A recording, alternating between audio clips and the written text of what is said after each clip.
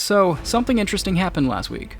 A movie with universal praise, one a part of a multi-billion-dollar franchise, bombed harder than a Taco Bell bathroom after the beef went bad. What did he say? There's a lot of discourse online as to why something like this would happen to an actually critically praised Transformers film, but the better question is, why is this happening to just genuinely good movies in general, especially in the animated space? When you pierce through the crying and moaning of rage bait channels, the disappointment among fans, and the never-ending chirping from 9-year-olds asking for another Sonic trailer, there is an overwhelming sense of confusion as to what actually happened. The answer is simple.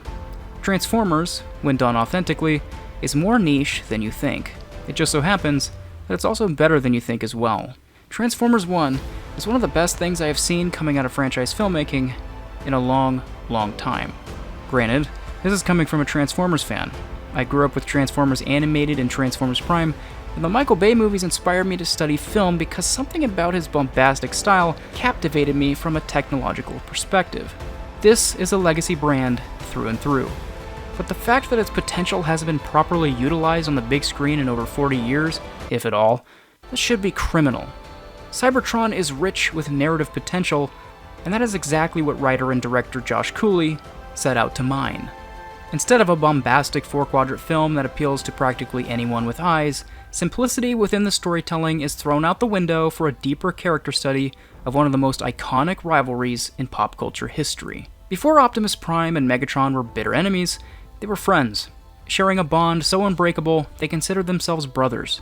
When you look past the gears and the metal, these characters are written as just that. Actual characters with motives and personalities like you and me. Ones with hopes and dreams, moral codes, hatred and patriotism, senses of humor, and crippling sadness. This bleeds into the very identity of their civilization. My finger can transform. Guess which one? Allow me. The film also knows how to use humor to give its characters a sense of life we haven't seen in a long time. These characters are all quirky underdogs, just trying to make a name for themselves, and that makes them the most relatable they have ever been. This comes with an interesting consequence, though, because it also makes Megatron's inevitable downfall frighteningly understandable. While Optimus is a rule-breaking trickster striving to fulfill his own personal journey, Megatron is a hard-working, loyal, and devout citizen of Cybertron and its people. So when the geopolitics of the planet take an interesting twist, Optimus doesn't have much to lose because he felt like nothing to begin with, while Megatron loses his entire identity. Hellbent on never being a victim of deception again, he becomes the first Decepticon, believing he is the one true liberator of Cybertron, anything else be damned. This not only makes Megatron's character arc an undeniable tragedy, one you know is bad for him and his relationships, but also hard for me to say that he is in any way wrong. It throws a wrench into who exactly is the true warrior against tyranny, and if Prime's undying optimism makes him an unreliable narrator for this story. This isn't a scenario where you can debate whether Thanos was right or wrong for killing half the universe. That is of course strictly a philosophical and moral debate, one that is kind of batshit. What happens in Transformers 1 has happened time and time again in our real-world history. A history that might actually side with Megatron. Decepticons! Rise up!